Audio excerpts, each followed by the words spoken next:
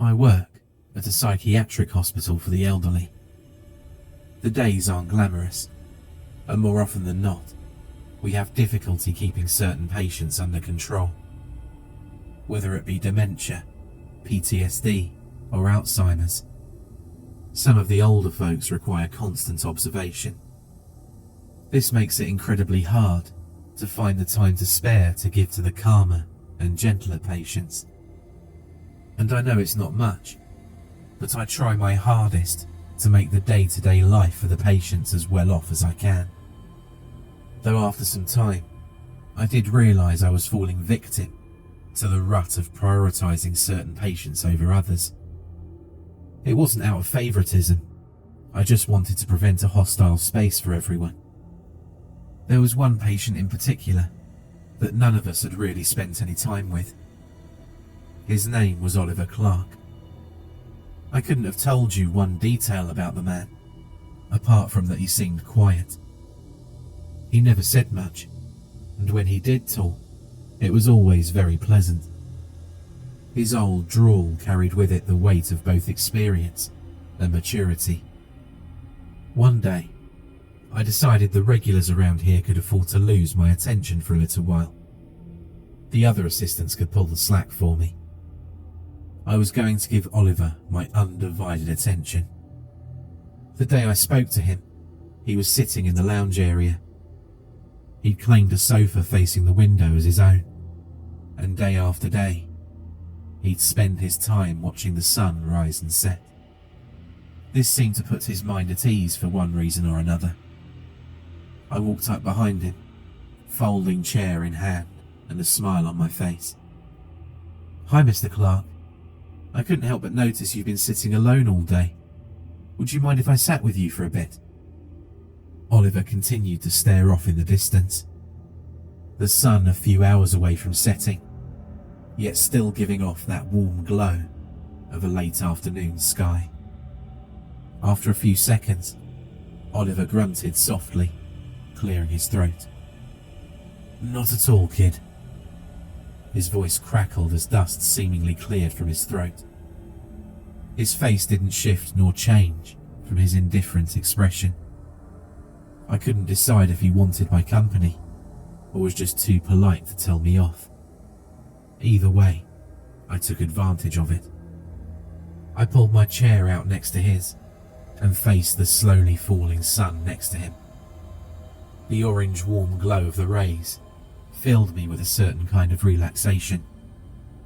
The background noise of the hospital behind me faded away, and soon enough, it felt like me and this old man were the only ones around. "So," the old man spoke up, "what brings you over to my parts?" A small smile crept onto his weathered face. His lips upturned just barely enough for me to notice. I let out a quiet sigh of relief. He seemed unlike the other patients here. I just thought I'd take some time to meet up with the mystery man no one knows a thing about. Mr. Clark gave a small chuckle. "Is that what I am?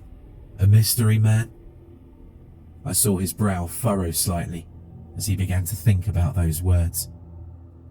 "I suppose that's what I am now, huh?" he asked in a quiet haze. "You don't have to be if you don't want to," I remarked, my eyes scanning his face for any sign of discomfort. "Tell you what, spend a few moments with me, and I might tell you something." His eyes shifted, dead set on the shimmering summer grass in front of us. "Being alone all day isn't all it's cracked up to be at my age. Just never felt like I should be anyone's burden. I ain't worth it." I felt guilty with those words. He was always such a calm man. We never gave a second thought about leaving him to his own devices. I let my eyes wander back towards the window, with a tingle of shame crawling across my spine, and nodded. "I'll be right here if you want to talk," I said softly. It was all I could offer. It was only after an hour or so that he began to speak again. his rusty vocal cords being plucked once more. You know, I used to own a business. I'd hire kids like you all the time. The good ones, I mean. Really? What did your business do? His eyes seemed to shimmer with memories, his smile slowly returning. Oh, it wasn't much. Just a small construction company. We'd pave driveways, replace shingles, put up small sheds. Really, we did whatever the town needed. It was a small community, easier to gain a decent reputation. Were you close with a lot of people from your hometown? I asked, not expecting much, since no one had ever visited old Mr. Clark. Yeah, actually. I'd throw barbecues all the time. I'd invite just about everyone, and just about everyone would show up. My wife and kids used to. He paused. A grimace of pain flashed across his face. Something more than just a physical wound. Something more emotional. My wife and kids would set out the table spreads, and my little ones would hop into the pool. They hardly ever ate, I swear.